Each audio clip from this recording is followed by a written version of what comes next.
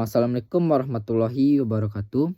Perkenalkan, nama saya Fadil Firanda dengan NIM 23302036 dengan prodi Hukum Tata Negara dari lokal HTNB, yang dimana saya akan menjelaskan bagaimana pemikiran fikih syasah dalam Islam dengan tokoh Al-Mawardi di video kali ini.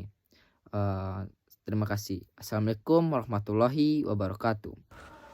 Pemikiran tokoh fikih syasah yang saya tekankan pada video kali ini yaitu pemikiran Al-Mawardi dalam fikih syasah atau politik Islam.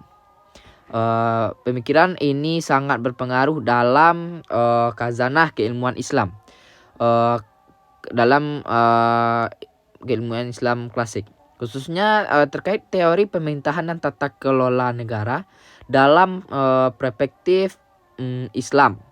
Nama lengkap Al-Mawardi adalah Abu Al-Hasan Ali bin Muhammad bin Habib Al-Mawardi. Wafat pada tahun 450 Hijriah atau 1058 Masehi. Al-Mawardi merupakan seorang ulama besar mazhab Syafi'i yang dikenal dengan karya-karya pentingnya dalam bidang fikih, politik, dan pemerintahan. Al-Mawardi adalah tokoh paling awal dan utama yang menyusun secara sistematis pemikiran politik Islam dalam bentuk ilmu tersendiri yang disebut fikih syasah. Ia hidup pada masa dinasti Abbasiyah saat kekuasaan politik mulai melemah, dan salah satu ulama yang berperan penting dalam menjaga stabilitas sosial melalui legitimasi agama. Adapun pemikiran Al-Mawardi memiliki kekhususan yang sangat penting dalam bidang fikih syasah, yaitu hukum politik Islam, terutama terkait dengan konsep pemerintahan dan kepemimpinan dalam Islam. Berikut kekhususan pemikiran Al-Mawardi dan hubungan fenomena fikih syasah yang terjadi pada hari ini. Kekhususan Al-Mawardi adalah satu, konsep khilafah dan imamah yang realistis dan demokrasi. Al-Mawardi memandang sistem imamah atau khilafah sebagai sistem pemerintahan ideal dalam Islam, yang dimana imam atau khilafah atau khalifah berperan sebagai pengganti Nabi dalam memimpin negara, menjaga agama, mengatur urusan dunia, namun berbeda dengan pemikiran idealis sebelumnya. Al-Mawardi mengembangkan konsep ini sebagai realistis dengan menyesuaikan kondisi politiknya yang terjadi pada zaman sekarang, yang kompleks dan tidak ideal. Ia menekankan prosedur pengangkatan kepala negara yang demokratis melalui pemilihan oleh ahlul hali wal akli atau para ahli yang berwenang untuk memilih, dan pemberian mandat dari kepala negara terdahulu. Kekhususan pemikiran Al-Mawardi yang kedua yaitu pengembangan konsep kontrak sosial dalam fikih syasah. Al-Mawardi memperkenalkan gagasan hubungan kontrak sosial antara ahlul hali wal akli atau wazir sebagai menteri dan khalifah sebagai bentuk hubungan dua pihak yang saling mengikat berdasarkan kesepakatan sukarela, yang melahirkan hak dan kewajiban timbal balik. Ini merupakan satu bentuk pemikiran demokratis dalam politik Islam yang terjadi pada masa zaman kini, menjadi rujukan dalam kajian fikih syasah modern. Adapun yang ketiga, kekhususan pemikiran Al-Mawardi yaitu penekanan pada kewenangan dan kewajiban kepemimpinan dalam pandangan Al-Mawardi.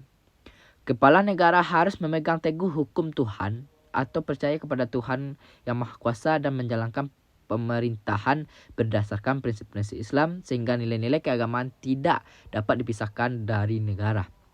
Ia juga menegaskan bahwa pentingnya syarat-syarat tertentu dalam pengisian jabatan, termasuk keharusan khalifah berasal dari suku Quraisy sebagai upaya menjaga legitimasi dan stabilitas politik.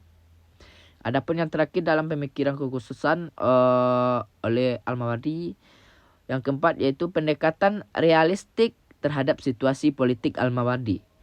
Menulis pemikirannya dalam konteks situasi politik yang kacau di dunia Islam pada abad ke-10 hingga abad ke-11 Masehi, di mana kekuasaan Khalifah Abbasiyah mulai melemah dan terbagi dengan panglima-panglima Turki dan Persia. Oleh karena itu, ia menawarkan reformasi yang pragmatis dan mempertahankan status quo dengan menyusun aturan yang bisa diterapkan dalam realistis politik pada saat itu.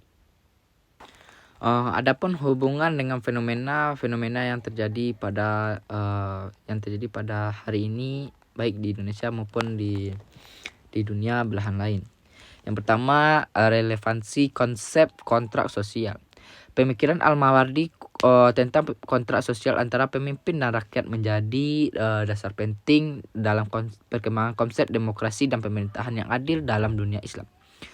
Banyak negara Muslim saat ini yang mengadopsi prinsip-prinsip demokrasi yang sejalan dengan gagasan hubungan timbal balik dan kesepakatan bersama dalam pemerintahan.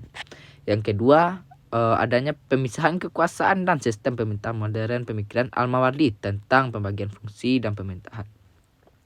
Pengawasan terhadap pemimpin yang menjadi inspirasi bagi teori trias politika atau legislatif, eksekutif, dan yudikatif yang kini diterapkan di banyak negara Muslim, termasuk Indonesia.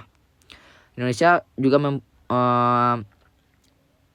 memiliki trias politika, yaitu yang sebagai yang tadi. Ini menunjukkan bagaimana fikih siasat klasik dapat diadaptasikan untuk mendukung sistem pemerintahan modern yang lebih demokratis dan transparan. Adapun yang ketiga, kepemimpinan yang berbasis hukum dan moralitas Islam. Dalam konteks kontemporer, pemikiran Al-Mawardi mengingatkan bahwa pemimpin dalam negara Islam harus tetap berpegang pada hukum Tuhan dan nilai-nilai Islam, sehingga pemerintahan tidak hanya sekuler, juga religius dan bermoral. Hal ini menjadi perdebatan penting dalam fikih siasat modern terkait hubungan antar negara dan agama.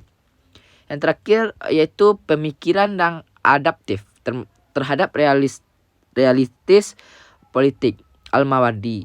Al-Mawardi mengajarkan pentingnya adaptasi dan reformasi dalam politik Islam sesuai dengan kondisi zaman. Ini relevan sebagai fenomena fikih siasat hari ini yang terus berkembang dan merespon isu-isu kontemporer seperti demokrasi, hak asasi manusia, pluralisme, dan nasionalisme dengan pendekatan yang interdisipliner dan kontekstual. Secara keseluruhan, pemikiran Al-Mawardi tadi, gagasan pemikiran Al-Mawardi terletak pada pendekatan pragmatis dan demokratis dalam fikih siasat dan menghubungkan prinsip-prinsip Islam dengan realitas politik yang tetap relevan dan menjadi rujukan penting dalam kajian dan praktik politik Islam kontemporer. Argumen dalam pemikiran Al-Mawardi dalam politik Islam berdasarkan ayat dan hadis. Yang pertama, kewajiban menegakkan imamah atau kepemimpinan dalam Islam. Al-Mawardi menegaskan bahwa imamah atau kepemimpinan dalam Islam adalah secara wajib atau fardu kifayah, secara syar'i dan ijma' kesepakatan ulama.